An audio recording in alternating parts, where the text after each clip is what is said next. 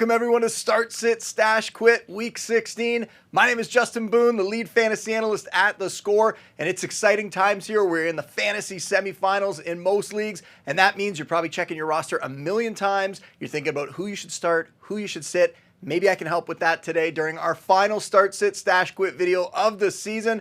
Not going to be recording next week during the holidays, but I appreciate everybody who's watched these shows, who's supported us all year long. Thank you so much for that. Now, let's dive in with my key starts for Week 16. And at quarterback, I'm looking at Baker Mayfield at Dallas. And Baker, he was really on fire early in the season, was putting up great fantasy stats, and it's been a good year all around, but he did have a bit of a lull for a few games when Mike Evans got banged up there. But now Baker is heating up again. He's thrown for 7 touchdowns over his last 2 games. He's finished as the QB8 and the QB5 in those outings, and he's getting one of the easier matchups of the season this week against the Cowboys defense. They're giving up the 7th most fantasy points to quarterbacks on the year, and this game, it's got the highest projected point total as well. That's always a good thing, so I'm expecting that Baker and company are going to go off again. He's a top 5 fantasy quarterback for me this week. For my start at running back, this one's kind of obvious, but I have to do it. James Conner taking on the Panthers, and it's not just that this is a great matchup, Carolina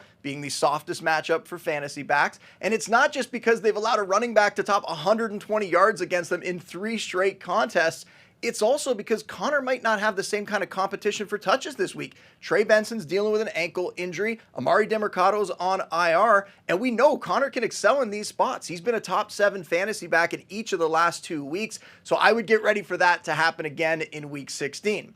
At receiver, Jackson Smith-Njigba taking on the Vikings, and few players have really broken out the way that JSN has this year. He's the wide receiver 18 in fantasy points per game on the season, but if you break it down, since Week 8, he is tied with Puka Nacua as the wide receiver 4 overall on a per game basis, and for all the trouble that Vikings defense gives to quarterbacks and running backs and tight ends, they're actually the best matchup for fantasy receivers. So JSN in another good spot here. And even with Geno Smith's status still up in the air, I think he's going to play, but we're not totally sure about that yet. JSN is a strong wide receiver 2 with wide receiver 1 upside.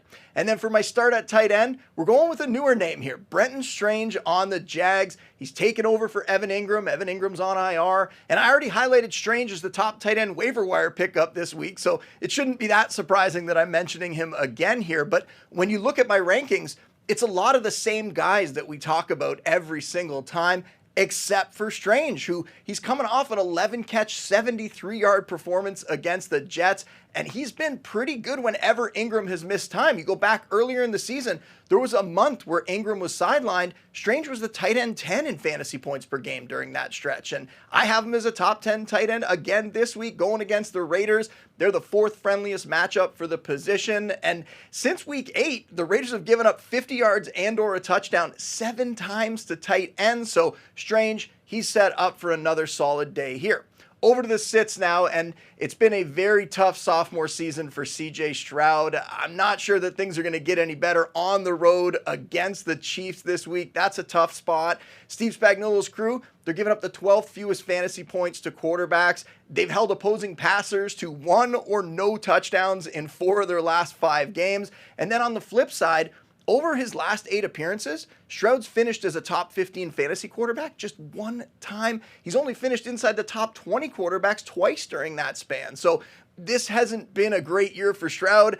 I'm not projecting that is going to change in Week 16. For my sit at running back, Najee Harris, he draws a pretty tough matchup this week with the Ravens. And since the Steelers' Week 9 bye, Najee's been more of a touchdown or bust kind of fantasy option. He had 3 straight 100-yard rushing games before that week off, but since then, he hasn't topped 75 rushing yards in any of his 6 outings. And other than Saquon Barkley, the Ravens haven't let a running back over 65 rushing yards on them this season. They're the 9th toughest draw for fantasy RBs. So Najee down in that boomer bust RB3 range, and the path to him coming through for you this week, it really requires him to fall into the end zone in my mind. For my sit at receiver, we're going to the Browns offense. This is kind of a sad one. They made the change at quarterback. They benched my guy Jameis Winston in favor of Dorian Thompson-Robinson, and I'm not sure that's fair to Jameis. They faced 4 really tough opponents over the last month, but regardless, Dorian Thompson-Robinson, he's going to be under center now, and that is bad news for this passing attack. I mean, DTR, he hasn't been great in his limited opportunities in the pros. He does have the rushing ability. We will give him that. But the pass volume, it is about to take a massive dip here. And that's why I'm preaching caution on really all the passing weapons for Cleveland. Jerry Jeudy is a guy that we were using as a wide receiver too. You got to bump him way down. The matchup is fine, but it's the quarterback downgrade. Plus, there's a chance that we see Cedric Tillman and David Njoku return for this game. So bad QB, more target competition. To me, that boils down to Jeudy being a very risky wide receiver 3 instead of that top 20 fantasy wideout that he had turned into over the last stretch with Jameis throwing him the ball. And then at tight end, we're sitting Cade Otton again, and I will admit it here, it is pretty challenging to find a clear-cut tight end to sit because it's kind of chaotic in that like streamer range of my rankings, and fantasy managers just might not have a better option. Like for me, for example, on one of my dynasty teams, I have to choose between Cade Otton or Kyle Pitts this week, and they're both very risky streamers in my mind. For Otton, his numbers have dropped since Mike Evans came back and really since Jalen McMillan started coming on at receiver. He also gets a Cowboys defense this week. They're a negative matchup. They're the 13th worst for fantasy tight ends. So a few reasons to look elsewhere for a starter this week. And if you're looking elsewhere, maybe you're also looking for some guys to stash. And this time of year, we're stashing on a shorter timeline. So I'm also recommending stashes that you might be able to use this week in your lineup if you have to. And the first one is Jaylen Coker on the Panthers. The rookie, he had a few games where he was making some noise earlier in the season. Then he kind of became a forgotten man for a while. He missed some games with injury. It happens. But then he came back last week, finally, played 87% of the snaps. He caught 4 passes for 110 yards and a touchdown. And now the other rookie on the team, Xavier Legette, he's week to week with a groin injury. So Coker, he could have a chance here to really make his mark. I'm viewing him as a wide receiver 4 flex option who potentially, like I said, could get into your lineup if you need help at receiver. And then the other stash this week, this one should be no surprise if you listen to the Score Fantasy Football podcast. We talked about him on Wednesday's show. It's the Falcons' new starting quarterback, Michael Penix Jr. The Kirk Cousins experiment, it flopped. It is over. Fortunately, though, the Falcons do have a top 10 pick waiting in the wings, and this is a rookie quarterback class that has been playing very, very well this year. So that is a good sign for Penix. He was drafted among them. Let's hope he has the same kind of success. He's also joining a team that has plenty of weapons. They have a good offensive line, and he gets a nice soft spot to start here. He's going against the Giants. They just gave up 5 passing touchdowns to Lamar Jackson this week. So Penix, he's a QB2 streaming option in this game if you're desperate. He's also just kind of like the mystery box. He could be anything, and it wouldn't shock me at all if this offense looks a lot better with him at the helm.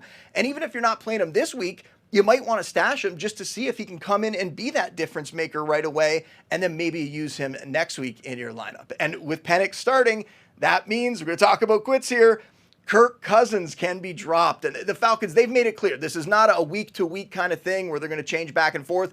This is a permanent decision, and it's not like Captain Kirk was playing well before this move. He's still somehow rostered in over 50% of leagues, though. I don't know how, so make sure that you're clearing him off your team. And then this last one, it's unfortunate, but you got to let David Montgomery go as well. He's done for the season with a knee injury. Same goes for guys like Nick Chubb. He's still rostered in the majority of leagues. There's a bunch of guys that we could put in the quit section this week just because of the time of year that we're at. And the criteria now is changing, right? That we're in the fantasy playoffs. So you shouldn't hesitate to drop basically anyone who isn't helping you win this week in favor of somebody who can. You just got to make sure that your opponent's not going to pick them up and use them against you. But your focus should be on having the best possible starting lineup and then having a bench full of players with extreme upside. There is no room for sentimentality with your fantasy assets at this point in the year. They're either helping you win or they are gone. And on that note, I'm gone. That is all for Start, Sit, Stash, Quit. This is the last video of the season, but if you want more content,